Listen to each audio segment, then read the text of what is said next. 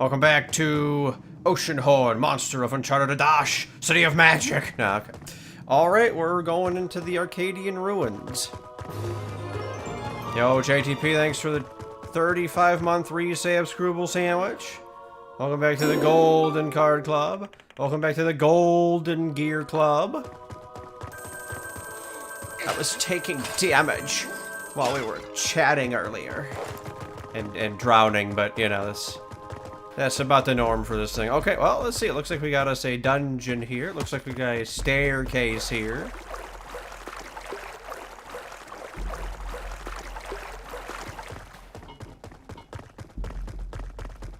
I don't think anybody... Actually, no, Mac Booyah might remember Adash, City of Magic. Probably nobody else in here, though. Oh! No, Papa. Kid, you came. My plan did not work out. All of a sudden, it changed, and I could not control it anymore. But I was able to cut it loose from the power grid. It cannot repair itself now. Listen. When Oceanhorn wakes up, it will try to fry you with its death ray. Make sure you are prepared. You are a tough kid, and you have your mother's strength. Light inside you that makes you go one step further. Something I never had. When this is all over, we should visit her grave and tell her all about your adventures. No, it's moving again. Run, kid! Just leave me and save yourself! Okay, well, I guess we're just here. I thought there'd be a dungeon or something. Okay. Oh, dear, he got the laser. Yeah, Oceanhorn, well, I got pot. Yeah, what do you think about that? Alright. So let's see. See if we can, like, reflect stuff on it or something. Maybe not. Oh, it's also throwing rocks. Okay.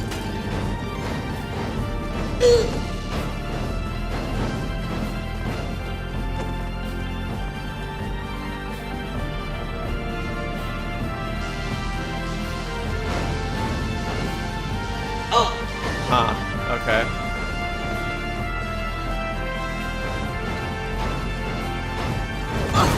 Oh god, I can't even see that coming. Because the microphone's at the top of the screen, I can't even see that.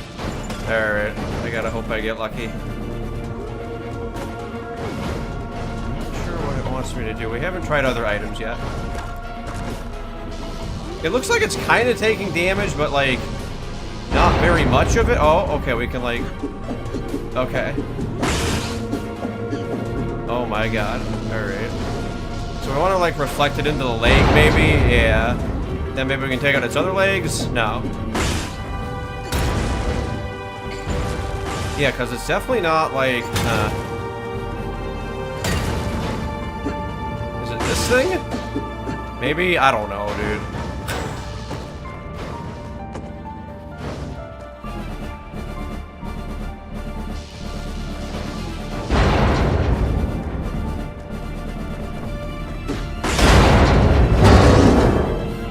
Alright.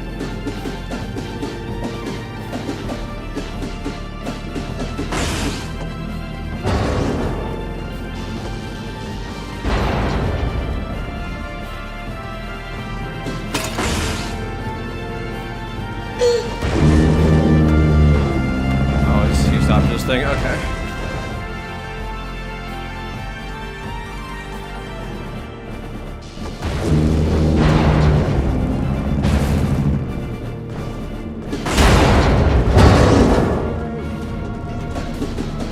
Give him a big Mac attack.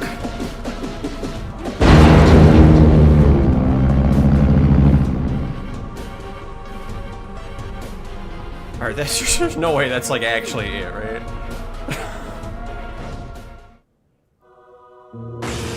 Okay. I was gonna say.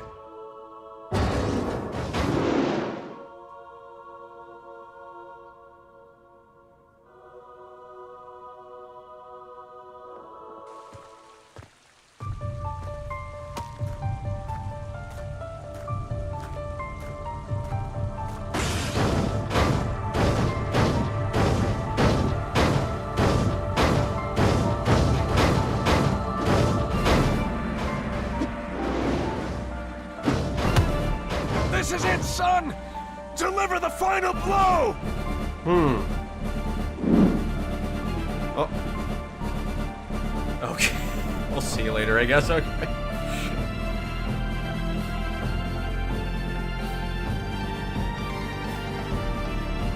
Oh, we had a cutscene with him. Rainstorm, don't worry, he was there. I just skipped it on my second go. Okay, what are we doing now? Oh, hey, it's Mesmeroth, my boy. Okay, well, we got these things. Oh, good God, these bombs. Okay.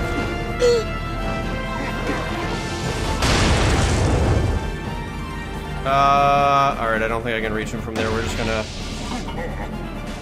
What the heck? What? What just happened?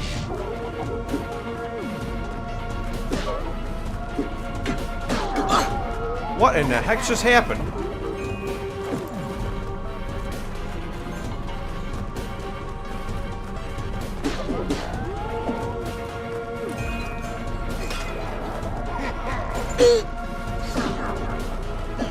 Yeah, we're probably just gonna have to use the heal spell. Bro, like... Are we doing like an old school boss rush? Oh, I hate old school boss rushes, dude.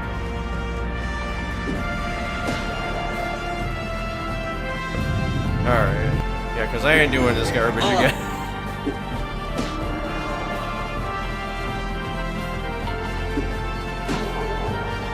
Use the Mega Man Legends strat. I'm taking control.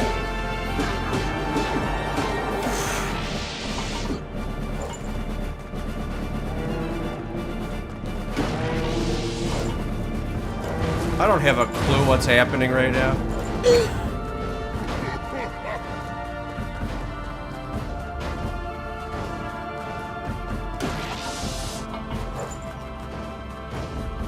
Okay. So he's down, but... Alright, then the Dark Apostle comes out. What in the flit is going on here?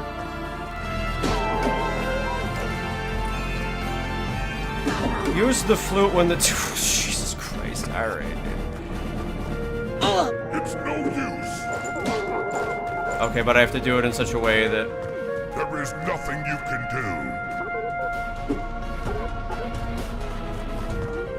It's no use. Okay. I'm Okay, taking well... control.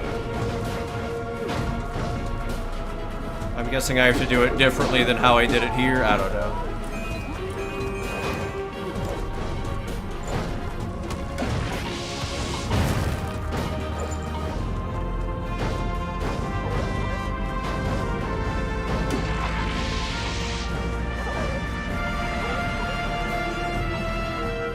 There is nothing you can do. It feels like we're kind of getting interrupted in doing whatever we're trying to do, but I can't tell, like... It's no use.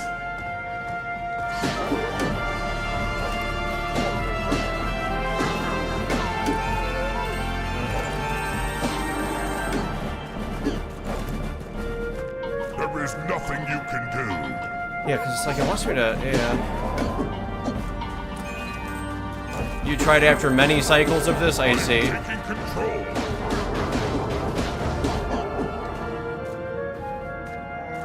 No! What? No, it's not possible. Nobody else should be able to control it. Bro. No!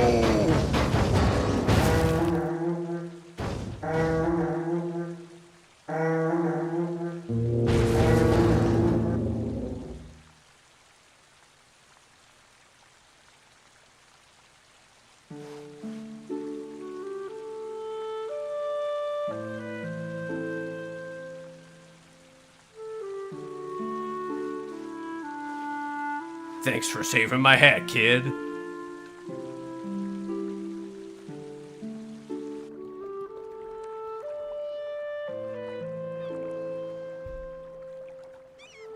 I see, Archaea. Yeah.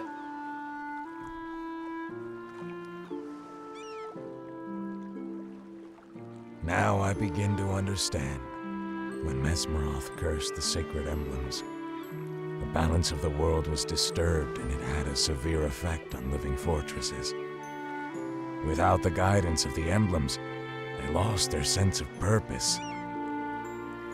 When your mother brought the emblem of sun back to this world, some part of Oceanhorn woke up. Suddenly it had a direction. It desperately started to seek the right pilot, a descendant of the Knight's bloodline. Only the most noble among knights were chosen to be pilots of living fortresses. Those were our ancestors who operated these war machines. All that Arcadians ever wanted was to secure peace, but sometimes desperately clinging onto doing good can be an act of evil. I mean, that's fair. It was forbidden to combine technology, magic, and blood in Arcadia. But Archimedes was willing to cross that border by creating living fortresses when the existence of Arcadia was threatened. He was not the first one to succeed in these dark arts. Mesmeroth turned himself immortal by doing the same thing. He sacrificed his body by casting a dark magic that bound his soul into a machine. Yeah, all these things would be so good if they were elaborated on more, or just expanded on. It's all over now. Like, throughout the game. There's like a, and the actually... sins of our ancestors have been purified, and the power of the emblems have been restored. Like, there's a lot of good ideas here. It's time to rebuild the world, kid. But it's just not present in the game because there's not that much. I guess that, wow, I guess that was it. Dang, dude. Alright, well, that was Oceanhorn, monster of Uncharted Seas, I guess. Yeah, so 8 years later, I finally got around to playing this, and I guess that's it. We definitely still have some achievements and stuff we could get, but I don't think I'm gonna get 100% on this. I gotta do that fishing minigame, and there's some other weird stuff. But yeah, so... I want to say that this is, like, solidly... It's okay, like, overall. I think the graphics and the music are great. Like, listen up here. I mean... We've been working with ZC and stuff for years. We're technically, like, indie devs on a very small scale. I get it, right? You don't have many resources. You're not going to get much in terms of, like, animation or whatever. I think what they worked with here in presentation fashion was very acceptable. Like, clearly they just, you know, they have some weird models, and some of the animations we saw, like on Needy in that one cutscene. It's like, alright, yeah, I get it. I'm not going to bash them for, like, having an indie dev presentation because, you know, what the flit am I going to do at this level, right? They wanted to make a 3D kind of isometric game. They pulled off a kind of isometric game here. I do think they managed to get good music for it, though. I do think several of these tracks really bop. The water is great. Some of the caves look really cool. I think the dungeons look fine. So, like, aesthetically, I think the game is pleasing. It's very easy on the eyes, and it's very easy on the ears. Everything else is very in the middle. I feel like a lot of this could have been expanded on in terms of, like, the design and the storytelling. See, like, there's how close we were, I guess. I don't know what the 100% is. Maybe it's just finishing out the last level or whatever. Maybe we could go for it, but I don't know. But, yeah. It's really weird to think about what could have been here. A lot of the game design choices seem either very rushed or they just weren't play-tested very well. The biggest atrocity this game commits is its pathing. I hate the pathing in this game. The way that everything is just lined up in terms of how you have to walk back and forth. If you screw something up, you have to go all the way around. It's as though they want you to explore, but at the same time, if you miss a secret or something, you, like, really have to redo a bunch of stuff in order to go back and get that secret. This looked very true on the, what was it, the Island of Whispers, where we got all those heart pieces and stuff. there's just a lot of going back to things like Bomb Island and the Withered Lands, where it looks like they really just want you to take a tour of the location one singular time and have obtained all the secrets and then call it a day. If you actually bother to explore, you can find most of them. But the fact of the matter is that because you don't have all the items needed to get every secret, you really just end up playing the entire game maybe 2 or 3 times, depending on when you revisit an island. And there's just definitely way better ways to approach that. You know, you can space out your secrets with items and stuff, but you can still design shortcuts for players to come back through and everything. And, you know, you could say, oh, hey, I remember this area. I remember this region. But you don't have to make the player walk around the whole darn thing again. So I don't know. That's like a really big gripe I have with a lot of games, though. It's just a lack of shortcuts, big, long, linear paths that if you got to go back to them, you just kind of are going on another 5-minute tour of the region. So I don't know. That would be my main gripe with the game overall. I thought the 3 dungeons we had were like, they're kind of okay. They're fine, in a way. They do what they're set out to do. You know, the first dungeon is your typical first dungeon. The second dungeon kind of ramps it up. It gives you some cool puzzles to play with. It uses the ice aesthetic well, I think. The third dungeon has a really cool aesthetic. It's just a couple janky puzzles here and there. The boss fights did not really do it for me. I don't know. I don't think these boss fights were for me, like, at all. And that's not to say that I think they're, like, horribly designed or anything like that. But I just feel like they're not the thing that I would, you know, back or cheer or design myself or whatever. Your mileage may vary. They're like puzzle bosses with kind of not many indicators for what's happening. What the heck? There's something way the heck over there. I was trying to figure out what my missing 20% is, and it looks like it's something over here. How the heck do I get over there? Yo, what's going on, Omna? Thanks for the resab scruple sandwich. Welcome back to the Golden Gear Club, I think it was. How the heck do I get over there? A lot of this stuff seems kind of like very vague Z1 weird stuff, where you kind of either figure out it's there or you don't. There's not really many hints or setups for why some of the secrets work. That being said, there are several things the game definitively wants you to do. They want you to get the Coral Saber. They want you to figure out the secret between, like, Thorn the Brave, the Great Chronicler, all that kind of stuff. Because there are, like, multiple occasions where the game goes out of its way to be like, hey, did you hear of or find this thing yet? It would be really cool if you did. As far as, like, going to the Sky Island and having them be like, look, you better have discovered this Coral Saber, dude, or you're in trouble. Like, this isn't gonna be good if you stand out. But, yeah. So, there you go, but I don't know. Does that count? Oh, that counts as 100% completion, dang, Rip. Okay. Alright, well, we could have had the 100% right there, I guess. Alright. We'll just say we got it here instead of, needing to go fight the boss again. I don't know. But yeah, the bosses, I don't know, they weren't for me. Like I said during the one cutscene that we just saw, I actually think there were a lot of really good story ideas here. Like, the whole thing about Mesmeroth kind of, you know, living vicariously through Oceanhorn and trying to be, like, that whole thing is, like, really cool.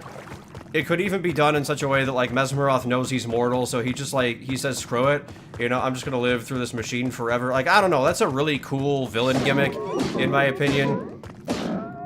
The whole thing with the Dark Apostles and towns getting attacked or whatever, I just kind of wish some of these things were used more throughout the game. And maybe, like, the plan was to do so, or maybe it wasn't, because it is a very small game, so I can't tell what the intent was throughout the entirety of the game here. It just kind of feels like some of it was thrown together, but others of it feels like there was some cool stuff. Like, the stuff with Needy, I don't know, I thought it would have been cool for our main character to have, like, a little tag-along guest or whatever, if there was more between the main character and Needy, or whatever. You know, you don't have to do full-blown romance if you don't want to write full-blown romance, but you could have at least, like, I don't know. You could have had more than, like, one required interaction between the two. But, yeah. So, I don't know, it just is a case of where maybe they just set out and wanted to make a very small game to reference like Wind Waker and Z1 and stuff, but I mean, I don't know. So, does it do what I think it wants to do? Probably for the most part it does, actually. I think for the most part it gets all that stuff out of the way. It's a cute little adventure. It's really missing some, like, storytelling components that I think could kick it over just being another Zelda clone. I think this is one of the earlier ones, though, to be fair. And it's certainly one of the only isometric things with, like, 3D or whatever. There are not very many Zelda clones that do this kind of thing. The fact that I don't even think I can list another one off the top of my head right now. Because, like, Blossom Tale is 2D. Lena's Inception is 2D. I think there might have been one more I was looking at. I don't know. Like, top-down 2D or whatever. Yeah. But I don't know. Apparently this was like, it was chill and good enough that it warranted enough attention because it does have a sequel. There is an Oceanhorn 2, which looks like a way more 3D action RPG sort of thing. Maybe that one references Breath of the Wild like this one references Wind Waker a bunch or whatever. But, hilariously, I did look this up. I'm mostly saying this for this chat, but I did look up Oceanhorn 2. Despite the fact that it's called Oceanhorn 2, it is apparently actually a prequel to this game. So we're doing my favorite title, fun and exciting adventure nonsense again that I always love. It apparently takes place with, like, I think it said it's like 1,000 years before this. So it's in the Mesmeroth time, basically. We get to actually interact with, like, real Mesmeroth in that one, it seems like. So I don't know, I might try that one later down the road. Definitely, you know, faster than 8 years later. I'm ready to play Hitman and other things for now. Maybe go to some more classic Zelda games, but I had just wanted to finally check this out and get a scope of what was going on. And even though I'm not, like, completely satisfied with it, I don't think it's, like, atrociously bad. Like, I'm honestly willing to go as high as, like, 7 out of 10 for this. I think some of the goofier things could drop it to, like, a 6 or a 6.5, but I also feel like there are just some things that I goofed up, and I didn't play them properly or whatever. Maybe I didn't catch what was going on with a mechanic or a puzzle quick enough. So I'm willing to take some of the blame for some of the sloppy play here.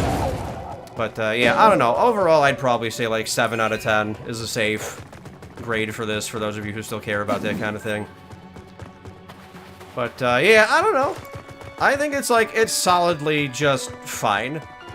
The fact that it is a Zelda-like that came out and kind of tried to do its own thing while still, you know, paying homage to its predecessors, that's overall cool. You know, would I have liked more exploring, more story induction, more, like, clear puzzle mechanics and solutions and hints on the bosses or whatever? Absolutely. But the game is not unplayable because those things are lacking. So, I don't know. That's going to be my final grade here. I'm just going to say it's, like, it's fine. But, yeah. So, I guess there's not much of a wrap-up here to do. We've got 100%. We're not going to get the rest of the achievements, probably. Maybe we could meme and get that last level in our, whatever the flit thing here. We need, what, 1,100 more? I don't know. But, yeah, that was Oceanhorn, Monster of Uncharted Seas. I'm not sure what we're playing next. We might do, some nostalgia stuff. I'm not too sure what to put on YouTube right now, if I'm completely honest. I am going to be playing Hitman, but I'm probably not going to upload full runs or VODs of that game or whatever. We'll probably just upload clips. But, Perfect Heist 2 on YouTube, yeah. Oh, God. Yeah, so I'm not sure. I don't know, maybe I could take a small poll and see what the YouTube crowd thinks they want to see. And then I could just upload clips until then. But, I guess that's it. I'll go run around for a bit. And I'll see if I feel like grabbing any achievements. If I get to the final level, I guess I'll show that off. And other than that, we'll see you for the next one, everybody. So that was Oceanhorn. Thanks for watching. We'll see you on the other side. It's time.